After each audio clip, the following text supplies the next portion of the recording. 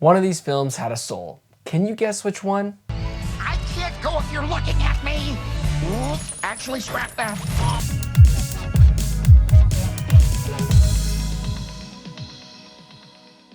I'm doing something different today. I'm doing a double feature review because the first movie I saw, dear Lord, I had to clean my palate after watching that steaming pile of dog crap.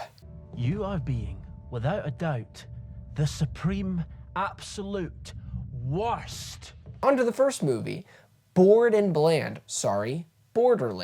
Based on the best-selling video game, this all-star action-adventure follows a ragtag team of misfits on a mission to save a missing girl who holds the key to an unimaginable power.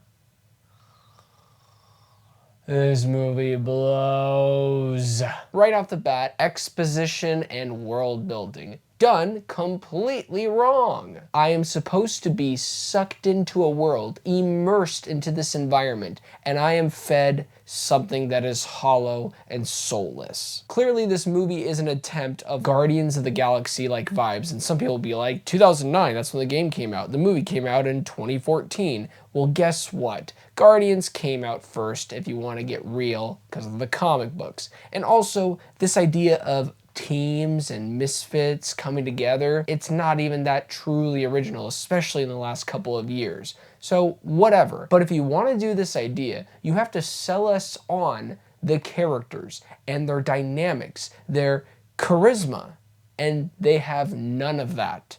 Great actors though. I love Cate Blanchett, but she can do absolutely nothing to save this film. And the worst part is, clearly you can tell she's old, but she's like that old person who's trying to look young. It is so obvious. And I won't even get into the controversy with Kevin Hart and clearly the height difference between Roland in the video games to this adaptation, but he wasn't even funny. I love Kevin Hart, but none of his lines worked. And speaking of lines that do not work at all, even though I love this actor, Jack Black, this is going down as one of the most annoying science fiction characters in the last probably 10 to 20 years. And you have Jamie Lee Curtis. She kind of just shows up halfway through the film to just be like, yeah, I'm here. I'm a plot device to get you somewhere. Yeah, buddies. And then there's Ariana Greenblatt, who shined in Barbie. But in this role, she is given no favors. Her character is written so poorly that it's difficult to watch, with dialogue that is more irritating than engaging. Okay, if I had to say something nice about the film, production design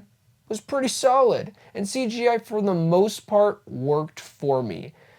The other moments definitely didn't. In the end, Borderlands is a soulless product seemingly designed to be a mindless franchise rather than a film with any real heart or purpose. It's a missed opportunity on all fronts, and I low-key was rooting for it. 2 out of 10. Now, actually, to a film that has a soul, has emotions, and dealing with the subject, funny enough, with family, does a way better job of executing that theme.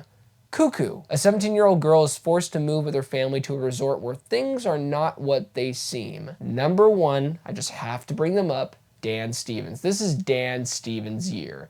Godzilla x Kong, Abigail, and now Cuckoo, where he plays a crazy scientist who wants to do some really weird experiments. The less you know, the better. We also have the remarkable Hunter Schafer, who's not just blowing up on TV, now on film, and I'm here for it. This movie gives us a character that we can fully relate to on their situation, and that's loss and quick change. When something tragic happens to Gretchen, she has to move all the way to Germany with her father, stepmother, and stepsister. And as you go deeper into the mystery of what's really happening in this town, the movie goes from weird to crazy, especially in the third act. I really enjoyed that. There was this intrigue, there was this mystery, and the further you were going into it, the more you were invested, especially with this character where you want them to not be in harm's way. Really, at the end of the day, this movie is all about growing up and sisterhood. For the character of Gretchen, she wants to move forward, she wants to be independent, but she doesn't necessarily know how to do that.